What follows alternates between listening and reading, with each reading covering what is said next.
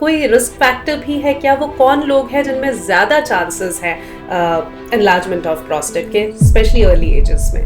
कोई अपना medical checkup कराने या किसी और वजह से अल्ट्रासाउंड कराया, पता चला कि जो प्रोस्टेट का साइज़ है वो बढ़ा हुआ है।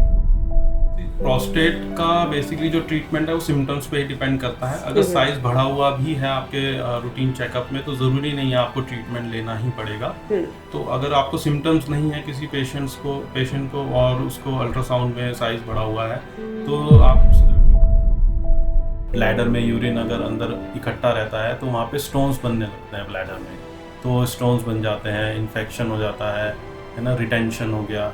What are the potential complications if it is left untreated? अगर कोई इलाज ना कराए तो क्या ये खतरनाक हो सकता है?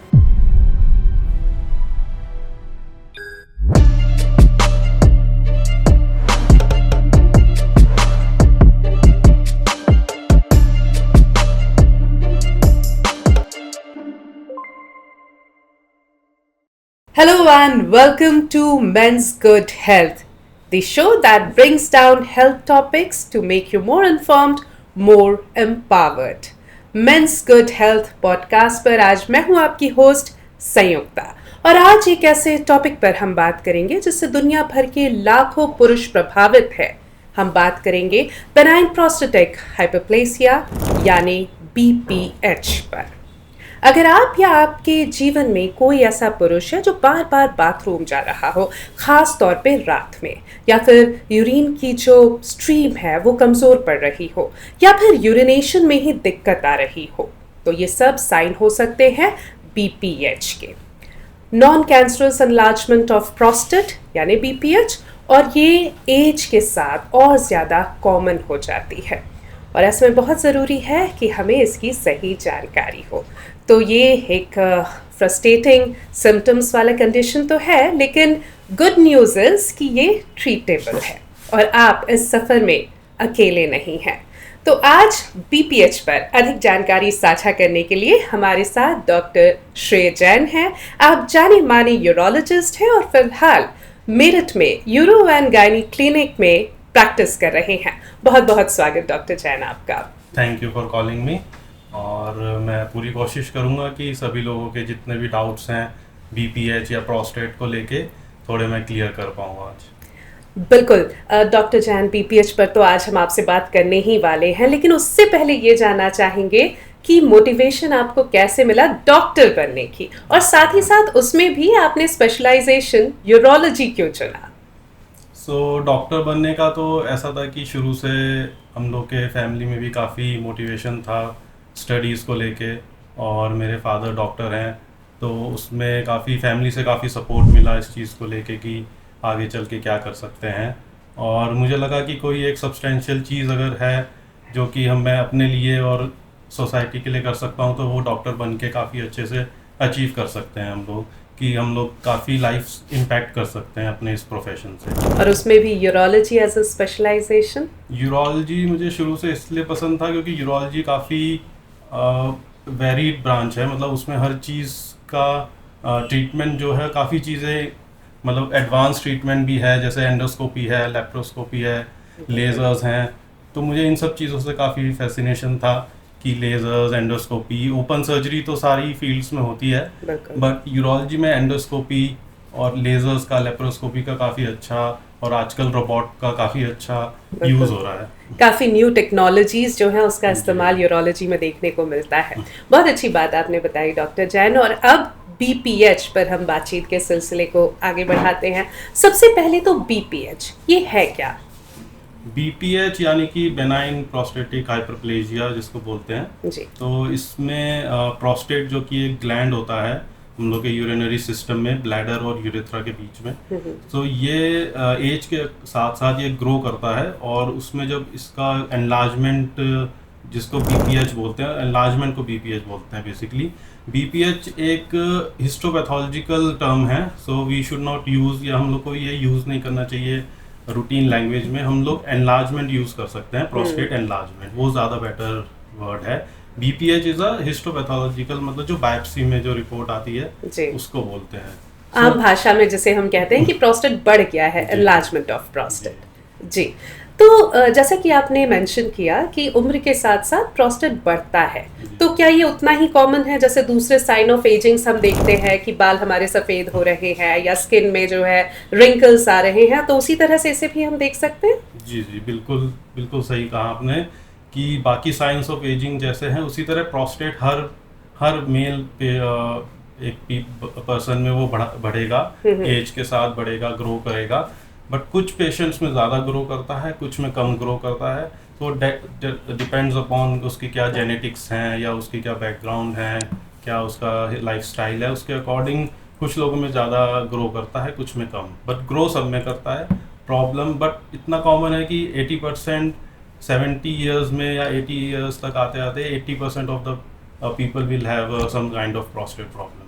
बिल्कुल। और हमेशा हम कहते हैं कि एक रिस्क फैक्टर ज़रूर होता है जो भी मेडिकल कंडीशंस होते हैं। आपने भी बताया कि कुछ लोगों में जल्दी होता है, कुछ में हो सकता है 80 साल के बाद उसके सिम्टम्स नज़र आए। तो कोई रिस्क फैक्टर भी है क्या? वो कौन लोग हैं जिनमें ज़्यादा चांसेस हैं एनलार्जमेंट ऑफ प्रोस्टेट के, स्पेशली अर्ली एजेस में? बेसिकली जो मोस्ट इम्पॉर्टेंट फैक्टर जो इसमें होता है वो जेनेटिक्स ही होता है कि आपके फैमिली में आपके फादर को या ग्रैंडफादर को अगर कोई प्रोस्टेट प्रॉब्लम रही है तो वो आगे चल के आपको ज़रूर प्रोस्टेट प्रॉब्लम्स के चांसेस ज़्यादा होते हैं, है ना। कि किसी के ग्रैंडफादर में या फादर में अगर सर्जरी हुई है प्रोस्टेट की, या फिर कुछ लोगों में कैंसर का भी कई बार देखा गया है फैमिली में, तो वो कैरी ऑन करता है। तो मोस्ट इम्पॉर्टेंट जो फैक्टर है वो जेनेटिक्स होता है, आपकी फैमिली हिस्ट्री होती है। तो सब लोग को मतलब अपने फादर या ग्रैंडफादर के बारे में अगर कुछ थोड़ा बहुत नॉलेज होगा इन चीज़ों की तो वो उनको हेल्प कर सकता है आगे चल के अपनी ओल्ड एज में। बाकी उसके अलावा लाइफस्टाइल कंट्रीब्यूट करता है, जैसे हर डिजीज़ में करता है, जैसे ऑयली फूड, स्पाइसी फूड, ये सब। बट उतना नहीं है, मेन जो है वो जेनेटिक्स है। या अगर आप अच्छा लाइफस्टाइल रखेंगे, एक्सरसाइज करेंगे और अच्छा वाटर इनटेक रखेंगे, बैलेंस डाइट रखेंगे, तो ऑब्वियसली ये सब प्रॉब्लम्स कम होती हैं। But major factor is genetics, क्योंकि ये देखा गया है कि काफ़ी लोग फिट होते हैं बिल्कुल, एंड खाना भी अच्छा खा रहे हैं, सब कुछ कर रहे हैं, बट उनको भी प्रोस्टेट प्रॉब्लम है। So it depends on mainly on the आपकी जेनेटिक्स या फैमिली हिस्ट्री क्या है। बिल्कुल, तो family history plays a very important role. और चूँकि हम बीपीएच की बात कर रहे हैं और शुरू में भी हमने कहा कि इसके जो सिम्टम्स हैं ये काफ़ी फ्रस्ट्रेटिंग है, तो अब मुझे लगता है वक्त आ गया है जिसमें हम बात करें सिम्टम्स एंड साइंस को लेकर। क्या सिम्टम्स हैं बीपीएच के? तो सिम्टम्स काफ़ी फ्रस्ट्रेटिंग है जैसा आपने बताया। सो जो स्टार्ट होता है वो यूजुअली स्टार्ट होता है नाइट में बार बार यूरिन जाने से, जिसको नॉक्ट्यूरिया बोलते हैं। कि पेशेंट्स या मेल पेशेंट्स को हमेशा बार बार यूरिन के लिए उठना पड़ता है सोने के बाद, रात में बार बार वे लोग उठ के यूरिन जाना पड़ता है। फिर धीरे धीरे जैसे जैसे सिम्टम्स बढ़ते हैं तो उनको दिन में भी प्रॉब्लम्स स्टार्ट हो जाती हैं। दिन में वो बार बार यूरिन जाने लगते हैं, हर आधा 1 घंटे 2 घंटे में यूरिन जाने लगते हैं। साथ में जो स्ट्रीम है, जो यूरिन का फ्लो है वो कम हो जाता है, क्योंकि प्रोस्टेट जो है यूरिन का जो पैसेज है यूरेथ्रा उसको प्रेस कर देता है, उसको ब्लॉक करता है। तो उस कारण से जो फ्लो है यूरिन का वो धीरे धीरे धीरे कम होने लगता है, ड्रिबलिंग होने लगती है, रुक रुक के पेशाब पास होने लगता है ना। पेशेंट को स्ट्रेन करना पड़ता है, प्रेशर लगाना पड़ता है पास करने के लिए, क्योंकि ब्लॉकेज है यूरिन के रास्ते में। ठीक है, अब ये तो कॉमन सिम्टम्स हो गए। कुछ लोगों में फिर ज़्यादा सिम्टम्स जो होते हैं, इन्फेक्शन हो सकता है प्रोस्टेट के कारण, फीवर आ सकता है, या बिल्कुल ही यूरिन रुक जाता है। कुछ लोगों का जो कि ध्यान नहीं देते हैं अपने इनिशियल स्टेजेस पे, तो उनका यूरिन रुकता है तो फिर कैथेटर भी डालना पड़ सकता है। बिल्कुल, तो ये सिम्टम्स हैं और जो सिम्टम्स आपने बताए डॉक्टर वो काफ़ी आम है। एक सर्टन एज के बाद तो ये सिम्टम्स देखने को बहुत मिलते हैं और कई बार जब हम अपने घरों में बोलते हैं, हमारे जो एल्डरली पेरेंट्स हैं या कोई और जिनको हमें लग रहा है कि तकलीफ़ हो रही है, तो वो कहते हैं कि ये तो होगा ही, आफ्टर अ सर्टन एज ये तो होगा ही, या मैं डायबिटिक हूँ, या वो दूसरी अपनी कोमॉर्बिडिटीज़ गिनाते हैं और कहते हैं इनके साथ ही अब रहना पड़ेगा। तो क्या इन सिम्टम्स के साथ ही अब रहना पड़ेगा? नहीं, बिल्कुल ऐसा नहीं है। और सही ट्रीटमेंट और सही डायग्नोसिस से अगर हम लोग मेडिसिन्स ट्रीटमेंट लें तो बिल्कुल ऐसा नहीं है कि किसी भी चीज़ के साथ आपको पेशेंट को रहना है या वो एक तरीके सफ़र करना है। सफ़र करने की ज़रूरत नहीं है। ठीक ट्रीटमेंट से और मेडिकल ट्रीटमेंट से भी ये काफ़ी कंट्रोल किया जा सकता है। और बाकी जो बताया आपने डायबिटीज़ से, उससे रिलेटेड होते हैं कई बार यूरिनरी सिम्टम्स। ज़रूरी नहीं है कि प्रोस्टेट की वजह से ही हो, कई बार इन्फेक्शन होता है, यूटीआई होता है, या स्टोन है किसी को किडनी में, और या फिर डायबिटीज़ है, या फिर किसी को न्यूरोलॉजिकल कुछ प्रॉब्लम है, स्पाइन की कुछ प्रॉब्लम, उस इन काफ़ी चीज़ों की वजह से भी यूरिन प्रॉब्लम हो सकती है। तो ये ना समझें कि अगर ओल्ड एज है और यूरिन प्रॉब्लम है तो ये तो प्रोस्टेट ही होगा, ऐसा भी नहीं है। बाकी चीज़ें पे भी ध्यान रखना चाहिए। बिल्कुल। और जब भी कोई दिक्कत हो तो डॉक्टर के पास, और सही डॉक्टर के पास जाना भी बहुत ज़रूरी है। चूँकि हम सिम्टम्स पर बात कर रहे हैं डॉक्टर जैन, और ऐसे में कई बार होता है कि सिम्टम्स नहीं हैं, लेकिन मान लीजिए कोई अपना मेडिकल चेकअप कराने या किसी और वजह से अल्ट्रासाउंड कराया, पता चला कि जो प्रोस्टेट का साइज़ है वो बढ़ा हुआ है। कई बार वो डॉक्टर के पास आते हैं, आपके पास भी ऐसे पेशेंट आते होंगे जिनमें सिम्टम्स नहीं है, लेकिन प्रोस्टेट का साइज़ उनको पता चलता है कि बढ़ा हुआ है। ऐसे में क्या करना चाहिए?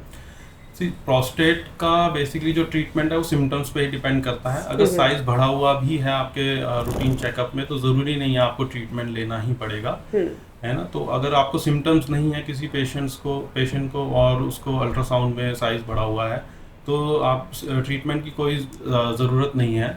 बाकी को जो टेस्ट होते हैं, यूरिन टेस्ट या बाकी पीएसए का एक टेस्ट होता है, अगर वो सब भी नॉर्मल है तो कुछ ट्रीटमेंट की ज़रूरत नहीं होती है। आप नॉर्मल अपना लाइफ कंटिन्यू कर सकते हैं और पीरियोडिकली अपना चेकअप कराते रह सकते हैं। बिल्कुल। ये तो बात हुई कि अगर सिम्टम्स नहीं है तो दिक्कत की बात नहीं है, लेकिन सिम्टम्स होने के बावजूद, जैसा हमने इससे पहले भी बात की, कई बार लोग इसे अपने रूटीन का, अपने बिहेवियर का हिस्सा बना लेते हैं, डॉक्टर के पास नहीं पहुंचते। What are the potential complications if it is left untreated? अगर कोई इलाज ना कराए तो क्या ये खतरनाक हो सकता है? बिल्कुल हो सकता है। जैसे कि कोई भी डिजीज़ है, अगर आप उसको हम लोग बिना ट्रीट करे छोड़ दें तो वो कॉम्प्लिकेशंस करेंगी। उसी तरह प्रोस्टेट भी काफ़ी कॉम्प्लिकेशंस, जैसे इन्फेक्शन, यूटीआई ये कर सकता है। बार बार यूटीआई होना, कुछ लोग ऐसे ही प्रेजेंट करते हैं उनको बार बार इन्फेक्शन हो रहा है बट वो पता नहीं चलता क्यों हो रहा है, फिर उनका प्रोस्टेट जब चेक किया जाता है तो वो एनलार्ज होता है। फिर इसमें रिटेंशन ऑफ यूरिन, जिसको बोलते हैं कि यूरिन एकदम से बंद लग जाना, कि धीरे धीरे धीरे कम होता रहता है यूरिन का फ्लो, फिर अचानक से एक दिन होता है कि वो यूरिन पास ही नहीं हो पाता, फिर वो तुरंत इमरजेंसी में लेके जाके उनको कैथेटर डालना पड़ता है। तो ये इन्फेक्शन हो गया। और स्टोन्स बन सकते हैं ब्लैडर में। कई बार देखा, जैसे प्रोस्टेट ब्लॉक कर रहा है यूरिन को, ब्लैडर में यूरिन अगर अंदर इकट्ठा रहता है तो वहाँ पे स्टोन्स बनने लगते हैं ब्लैडर में, तो स्टोन्स बन जाते हैं, इन्फेक्शन हो जाता है ना, रिटेंशन हो गया। तो इस तरह के कॉम्प्लिकेशंस होते हैं। हिमेचूरिया जैसे ब्लीडिंग हो सकती है, अगर प्रोस्टेट बढ़ता रहेगा तो वो प्रेशर लगाता रहेगा, तो कई बार देखा गया है कि हिमेचूरिया या ब्लीडिंग भी हो सकती है यूरिन में। बिल्कुल। तो काफ़ी कॉम्प्लिकेटेड कॉम्प्लिकेशंस हो सकते हैं। इन सब से बचने का एकमात्र बहुत ही आसान तरीका ये है कि अगर ये सिम्टम्स हैं तो प्लीज़ इसे इग्नोर ना करें, डॉक्टर के पास जाएं, एक अच्छे यूरोलॉजिस्ट से संपर्क करें, और जैसा कि हम लगातार कह रहे हैं, ट्रीटेबल है तो आपको इन सिम्टम्स से राहत ज़रूर मिलेगी। डॉक्टर, हम अभी बेनाइन प्रोस्टेटिक हाइपोप्लेसिया की बात कर रहे हैं। आपने कहा ये non cancerous enlargement of prostate है। अगर हम non cancerous enlargement of prostate पर बात कर रहे हैं, इसका मतलब कि उसका एक दूसरा पहलू यानी प्रोस्टेट कैंसर भी है। उसके बारे में भी हम थोड़ी सी जानकारी आपसे चाहेंगे। वो क्या होता है, उसके सिम्टम्स क्या है? प्रोस्टेट कैंसर भी यूजुअली 45-50 ईयर्स के बाद ही प्रेजेंट करता है, और इनिशियल स्टेजेस में तो इसके कोई साइंस और सिम्टम्स नहीं होते हैं। तो एक टेस्ट होता है सीरम पीएसए का, जो कि हम लोग रूटीनली 45 या 50 ईयर्स के अबव पेशेंट्स को एडवाइस करते हैं कि सबको कराना चाहिए, मेल लोग पेशेंट्स को। तो उससे वो इनिशियल स्टेजेस में डायग्नोज कर सकते हैं। अगर वो इनिशियल स्टेज से आगे जाते हैं तो फिर वो किडनी पे प्रेशर डाल सकता है प्रोस्टेट कैंसर, है ना। किडनी में सूजन, हाइड्रोनेफ्रोसिस करके क्रिएटिनिन बढ़ सकता है, किडनी को प्रेशर बना सकता है किडनी के ऊपर, या फिर यूरिन रिटेंशन भी कर सकता है। और बहुत ज़्यादा अगर कैंसर बढ़ जाता है तो फिर वो पूरे शरीर में फैलने का भी उसका खतरा रहता है। तो कैंसर तो स्टेज वाइज चलता है, लेकिन अगर उसको डायग्नोस करने की बात करें तो इनिशियल स्टेजेस में पीएसए, सीरम पीएसए करा के उसको हम इनिशियल स्टेज में ट्रीट करके उसको क्योर कर सकते हैं। प्रोस्टेट कैंसर को लेकर ये भी कहा जाता है कि कैंसर ऐसे तो काफ़ी स्कैरी है अपने आप में, खासकर लेमन्स के लिए, आम लोगों के लिए, लेकिन सारे कैंसर्स में से अगर कोई अच्छा कैंसर है तो वो प्रोस्टेट कैंसर है। क्या ये बात सही है डॉक्टर, और ऐसा क्यों बोलते हैं? बिल्कुल सही है, बिकॉज प्रोस्टेट कैंसर जो है वो काफ़ी स्लो ग्रोइंग कैंसर होता है। तो ऐसा नहीं है कि वो आज स्टेज 1 है तो 2 महीने या 3 महीने में स्टेज 4 3 हो जाएगा। मतलब उसको काफ़ी साल लग जाते हैं। प्रोस्टेट कैंसर धीरे धीरे बढ़ता है, काफ़ी टाइम में उसको बढ़ने में टाइम लगता है। तो इसलिए उसको डायग्नोस करना और उसको ट्रीट करना काफ़ी मतलब अच्छा ट्रीटमेंट्स हैं उसके लिए, और काफ़ी आसानी से वो ट्रीट कर सकते हैं अगर इनिशियल स्टेजेस में है। तो सही बात है, प्रोस्टेट कैंसर बाकी कैंसर से थोड़ा सा माइल्ड है और स्लो ग्रोइंग जिसको बोलते हैं वो। तो अगर सही समय पे डायग्नोसिस हो जाए तो इलाज बहुत अच्छा हो सकता है प्रोस्टेट कैंसर का भी, और लाइफ थ्रेटनिंग नहीं होगा अगर इनिशियल स्टेजेस पे हो जाए। लेकिन इनिशियल स्टेजेस पे डायग्नोसिस हो जाए, इसके लिए ज़रूरी है कि अगर सिम्टम्स हो तो अगेन जो पेशेंट है वो डॉक्टर के पास सही समय पर जाए। तो सिम्टम्स पर प्रोस्टेट कैंसर के एक बार फिर आपसे चर्चा करना चाहेंगे। तो प्रोस्टेट कैंसर के और बीपीएच के सिमिलर ही होते हैं सिम्टम्स। सी इनिशियल स्टेजेस में मैंने जैसे बताया कि सिम्टम्स नहीं होते हैं, कोई भी प्रोस्टेट एनलार्जमेंट हो चाहे प्रोस्टेट कैंसर हो, इनिशियल स्टेजेस में वो सिम्टम्स नहीं करेगा। जब वो ज़्यादा बढ़ जाता है तब उसमें भी सिमिलर सिम्टम्स आते हैं, यूरिन रिटेंशन या फिर यूरिन का रुक रुक के आना, इन्फेक्शन होना बार बार, और या फिर आपको बार बार यूरिन जाना, ब्लैडर खाली ना कर पाना एक बारी में पूरा, है ना, या फिर किडनी में अगर सूजन आ जाती है कैंसर की वजह से, प्रोस्टेट कैंसर, तो उसमें फिर किडनी के सिम्टम्स आने लगते हैं, जैसे शरीर में पानी भर जाता है और उल्टियाँ, वॉमिटिंग होना, है ना, भूख ना लगना, डाइट कम हो जाना। तो ये सब किडनी पे जब प्रेशर पड़ता है कैंसर की वजह से तो ये सिम्टम्स आते हैं। और लास्ट जब और ज़्यादा बढ़ता है, बोन्स में चला जाता है जब कैंसर, तो बोन के सिम्टम्स आने लगते हैं कि बोन में पेन होने लगता है, स्पाइन में पेन, या फिर जॉइंट्स में पेन होने लगता है। तो ये सब बोनी मेट्स जिसको बोलते हैं, कि जब बोन में चला जाता है कैंसर तो उसके सिम्टम्स होते हैं। बट इनिशियल स्टेजेस में एज बीपीएच और इसमें सिम्टम्स वाइज कोई ज़्यादा डिफरेंस नहीं होता, वो केवल डायग्नोसिस पीएसए से ही हो पाती है। ये आपने बहुत इम्पॉर्टेंट एक जानकारी दी, और ऐसे में ये और ज़्यादा ज़रूरी हो जाता है कि अगर यूरिनेशन से संबंधित जो सिम्टम्स हैं, जो कि जैसे हम लगातार कह रहे हैं ना कि बहुत आम है, कई बार तो लोग उसे अपने बिहेवियर का हिस्सा बना लेते हैं, लेकिन उसे इतना लाइटली नहीं लेना चाहिए। अगर वो कैंसर हुआ और सही समय पर डिटेक्ट हो गया तो बहुत अच्छा इलाज हो जाएगा। इसलिए इन सिम्टम्स को इग्नोर या इसके साथ रहना शुरू बिल्कुल नहीं करना है। तो बहुत अच्छी बात हमने प्रोस्टेट कैंसर को भी लेकर कर ली। अब वापस हम बीपीएच पर आना चाहेंगे, यानी non cancerous enlargement of prostate. और उसमें मैं ये जानना चाहूँगी, थोड़ा सा जिक्र आपने पहले भी किया था लाइफस्टाइल का। अब लाइफस्टाइल को लेकर लगातार बहुत सारी बातें होती है, हेल्दी लाइफस्टाइल होनी चाहिए, अच्छे से पानी पियो, अच्छा खाना खाओ, ये सब कहते हैं, और दूसरी हर बीमारी के लिए भी कहते हैं। प्रोस्टेट में एक अच्छी लाइफस्टाइल किस तरह से एक हेल्दी प्रोस्टेट के लिए ज़रूरी है, क्या होनी चाहिए वो लाइफस्टाइल? सिर्फ प्रोस्टेट के लिए भी जैसे एक्सरसाइज हो गया, डेली एक्सरसाइज, रेगुलर एक्सरसाइज जिसको कहेंगे हम लोग कि 5 डेज अ वीक या 30 to 45 मिनट्स डेली। तो ये एक्सरसाइज हो गया। बैलेंस डाइट हो गया कि प्रोटीन डाइट ज़्यादा लें, कार्ब्स कम लें, फैट कम लें, है ना। तो रूटीन बैलेंस डाइट रहना चाहिए और रेगुलर एक्सरसाइज रहे। वाटर इनटेक के लिए एक काफ़ी मिथ चलता है कि जितना ज़्यादा पानी पिएंगे उतना अच्छा है। सो बिल्कुल। वो एक चीज़ गलत है लोगों में। तो ऐसा ज़रूरी नहीं है कि आपको बहुत ज़्यादा पानी पीना है, 4 5 6 लीटर पानी जो लोग पी रहे हैं वो ही ज़्यादा बेटर है। उसमें यह रहता है कि 2 3 लीटर, या फिर आपको यूरिन एटलीस्ट 2 लीटर्स या 1.5 लीटर यूरिन अगर दिन भर में हो रहा है किसी को, उतना एडिक्वेट उसका इनटेक होना चाहिए। सो वो डिपेंड करेगा कि कोई अगर वर्कर है, वो अगर सन में उसको ज़्यादा पसीना आ रहा है तो उसके लिए वो इनटेक ज़्यादा होगा यूरिन प्रोड्यूस करने के लिए, 1.5 लीटर। और कोई अगर ऑफिस वर्कर है उसके लिए कम वाटर इनटेक से भी वो 1.5 लीटर 2 लीटर यूरिन पास कर लेगा। सो इट डिपेंड्स कि आउटपुट आपका ठीक होना चाहिए। ऐसा नहीं है कि आपको बहुत 10 लीटर ही पानी पीना है या 2 लीटर पिएंगे तो ठीक है।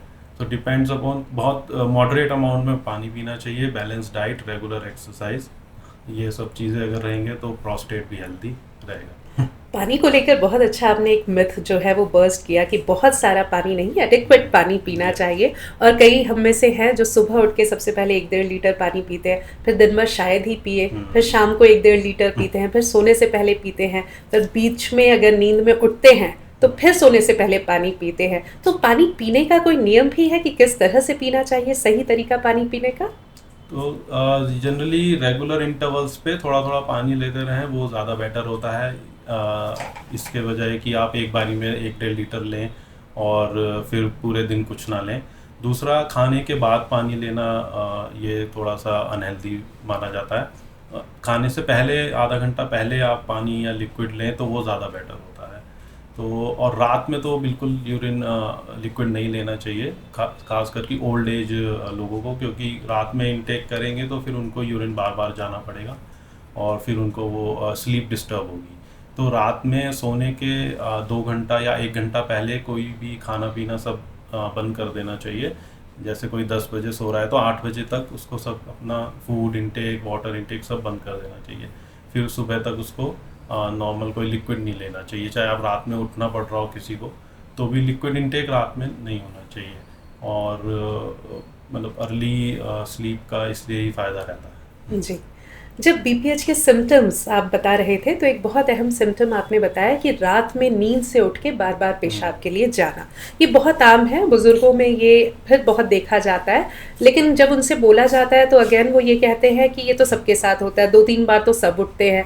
तो कई बार हम शायद ये जानते ही नहीं है कि कितनी बार रात में जागना यूरिनेशन के लिए नॉर्मल है और कहाँ पर हमें सतर्क हो जाना चाहिए। नॉर्मल यूरिनेशन के लिए वैसे तो रात में नहीं उठना चाहिए। एक बार भी नहीं। एक बार भी नहीं जी। तो एक बार भी उठ रहा है कोई तो दैट इज़ नॉट नॉर्मल। मतलब स्लीप जो है वो कंटिन्यू होनी चाहिए 6-7 घंटे की। एक बार भी उठना है तो उसमें कुछ ना कुछ इशू है, यानी कि इसलिए उठना पड़ रहा है। या तो लाइफ स्टाइल का है कि आप पानी पी के सो रहे हैं तो इसलिए उठना पड़ता है कुछ लोगों को, है ना। कुछ लोगों को प्रोस्टेट की प्रॉब्लम है इसलिए उठना पड़ रहा है। तो रात में हेल्दी नॉर्मल इंडिविजुअल में मतलब नहीं उठना चाहिए। अगर स्लीप डिस्टर्ब हो रही है, आपको उठना पड़ रहा है, तो इसका मतलब कुछ ना कुछ इशू है। बिल्कुल, तो रात में एक बार भी अगर आप उठ रहे हैं तो सतर्क हो जाइए और एक अच्छे यूरोलॉजिस्ट से ज़रूर मिलिए। डॉक्टर जैन, ये भी आपसे जानना चाहेंगे, हम लगातार बीपीएच के सिम्टम्स पर और किस तरह से हम एक हेल्दी प्रोस्टेट मेंटेन कर सकते हैं, जो मेल्स हैं, जो पुरुष हैं हमारी सोसाइटी के, उस पर बात कर रहे हैं। अब जानना चाहेंगे डायग्नोसिस के बारे में। जब कोई पेशेंट आपके पास ये सिम्टम्स लेकर आते हैं, डायग्नोसिस के लिए किस तरह के टेस्ट आप रिकमेंड करते हैं? तो डायग्नोसिस के लिए सबसे पहले तो अल्ट्रासाउंड होता है, जिसमें हम लोग प्रोस्टेट का साइज़ और किडनीज़ का क्या स्टेटस है, कि प्रोस्टेट की वजह से किडनी पे कोई इफेक्ट तो नहीं आ रहा है, तो एक अल्ट्रासाउंड है। ब्लड टेस्ट में पीएसए हो गया और किडनी फंक्शन टेस्ट, ये देखते हैं। और साथ में यूरिन टेस्ट, कि यूरिन में कोई इन्फेक्शन, यूरिन रूटीन कल्चर करा के वो देखते हैं कि कोई इन्फेक्शन तो नहीं है। और लास्ट होता है एक यूरोफ्लोमेट्री टेस्ट, जिसमें यूरिन का फ्लो चेक किया जाता है कि वो कितना उसका प्रेशर है यूरिन का और कितना ऑब्स्ट्रक्शन है प्रोस्टेट के कारण, वो उसमें देखा जाता है। जी। और ट्रीटमेंट ऑप्शंस क्या कुछ अवेलेबल है? ट्रीटमेंट ऑप्शंस काफ़ी हैं आजकल प्रोस्टेट को लेकर। काफ़ी टाइम से अच्छी अच्छी मेडिसिन और ट्रीटमेंट अवेलेबल हैं। स्टार्टिंग में जब होता था तो ओपन सर्जरीज होती थी, ब्लीडिंग काफ़ी होती थी, इन्फेक्शन होता था। बट लेटेस्ट ट्रीटमेंट की वजह से अब एंडोस्कोपी से काफ़ी 1 या 2 दिन के स्टे में ही काफ़ी अच्छा ट्रीटमेंट है। सो बेसिकली स्टार्ट तो मेडिकल ट्रीटमेंट से ही होता है। 80% पेशेंट्स जिनको प्रोस्टेट प्रॉब्लम है उनको कोई सर्जरी की ज़रूरत नहीं पड़ती है अपने लाइफ लॉन्ग, और वो केवल मेडिसिन से ही रिलीफ होते हैं। और एक मेडिसिन उनको रात में जो गोली दी जाती है उसकी वो अगर रेगुलर लेते रहें और लाइफ लॉन्ग लेते रहें तो उनको कभी कोई प्रॉब्लम नहीं होगी। तो 80% पेशेंट्स में उनको सर्जरी की कोई ज़रूरत होती नहीं है। बाकी जो 80% के अलावा 20% बचे हैं जिनको कोई कॉम्प्लिकेशन हो रहा है, या जिनका प्रोस्टेट बहुत ज़्यादा है, या स्टोन है, या फिर किडनी में सूजन है प्रोस्टेट के कारण, तो उन लोगों को सर्जरी की ज़रूरत पड़ती है, या अगर मेडिसिन से कंट्रोल नहीं हो रहा है। और सर्जरीज़ में भी मोस्टली एंडोस्कोपिक सर्जरीज़ होती हैं, जिसमें यूजुअली 1 या 2 दिन में डिस्चार्ज कर देते हैं, और रिकवरी काफ़ी जल्दी होती है। और उससे वो मेडिसिन लेने के लिए फिर उसके बाद मेडिसिन की ज़रूरत नहीं होती है। कुछ लोगों को लगता है कि सर्जरी के बाद भी मेडिसिन चलेंगी, तो सर्जरी का क्या फ़ायदा। बट प्रोस्टेट में एक बार आप सर्जरी होने के बाद उसमें मेडिसिन की ज़रूरत नहीं होती है। हफ्ता 10 दिन के बाद रिकवरी अच्छे से हो जाता है। और इसमें एक चीज़ और है कि कुछ लोगों को लगता है कि प्रोस्टेट की सर्जरी के बाद काफ़ी प्रॉब्लम्स होंगी, या फिर ब्लीडिंग बहुत ज़्यादा होगी, इन्फेक्शन होगा। तो आजकल इतने अच्छी एंटीबायोटिक्स और इतना अच्छा लेज़र ट्रीटमेंट आ गया है कि ये सब चीज़ें कॉम्प्लिकेशंस काफ़ी कम हो गए। बिल्कुल, तो काफ़ी एडवांसमेंट हो ही गई है यूरोलॉजी में, और यही एनलार्ज्ड प्रोस्टेट के केस में भी देखने को मिलता है, लेकिन कई बार तो वहाँ तक जाने की ज़रूरत ही नहीं होती, मेडिसिन से ही इलाज संभव है। बहुत अच्छी बातचीत डॉक्टर जैन आपसे हुई है। चलते चलते हमारे व्यूअर्स को हेल्दी प्रोस्टेट मेंटेन करने के लिए, या बीपीएच हो तो क्या करें क्या ना करें, कोई take home message? Take home message यही है कि रूटीन चेकअप सबसे इम्पॉर्टेंट है, कि जो मुझे लगता है कि एक मिसिंग पार्ट है हेल्थ केयर में, वो है रूटीन चेकअप। हम लोग तभी डॉक्टर्स के पास जाते हैं कि जब कोई प्रॉब्लम होती है। तो लेकिन सब लोग प्रोस्टेट के केस में 45 ईयर्स के बाद हर किसी को अपना प्रोस्टेट ज़रूर एक बार चेक करा लेना चाहिए, 45 या 50 ईयर्स के बाद। क्योंकि प्रोस्टेट की प्रॉब्लम इसी एज के बाद होती है, और वो अच्छे से डायग्नोज हो जाए तो वो काफ़ी जल्दी ट्रीटेबल हो सकती है। दूसरा, हेल्दी लाइफस्टाइल, जैसे मैंने बताया, पानी पीने का तरीका और खाना पीना, एक्सरसाइज और family history, know your parents वो जिसको कहते हैं। बिल्कुल, तो वो चीज़ काफ़ी हेल्प करती है। बहुत अच्छी बातचीत आपसे हुई डॉक्टर जैन, और बहुत अच्छी जानकारी आपने साझा की हमारे साथ। इसके लिए आपका एक बार फिर बहुत बहुत शुक्रिया। और जो इन्फॉर्मेशन, जो एडवाइस डॉक्टर श्रेया जैन ने दी है, आई एम श्योर हमारे व्यूअर्स उसे ध्यान में रखेंगे। अगर ये सिम्टम्स हैं आपको या आपके परिवार में, आपके जान पहचान में किसी भी पुरुष को, तो प्लीज़ उसे इग्नोर ना करें। डॉक्टर के पास, एक अच्छे यूरोलॉजिस्ट के पास ज़रूर जाए। मेडिकल चेकअप्स या एक हेल्दी लाइफस्टाइल, ये सब बहुत बहुत इंपॉर्टेंट रोल प्ले करते हैं। और व्यूअर्स, आपका भी बहुत बहुत शुक्रिया हमारे साथ जुड़ने के लिए। प्रोस्टेट हेल्थ या यूरोलॉजी से जुड़ी जो दूसरी परेशानियां हैं, उससे संबंधित जानकारी अगर आप चाहते हैं, वो भी देश के जाने माने यूरोलॉजिस्ट से, तो हमारे साथ लगातार जुड़े रहे, बने रहे men's good health podcast channel के साथ, जो यूट्यूब, इंस्टाग्राम, स्पॉटिफाई और साथ ही साथ एप्पल पॉडकास्ट पर भी अवेलेबल है। आज के लिए इतना ही, इजाज़त दीजिए। नमस्कार, good bye, have a great day ahead.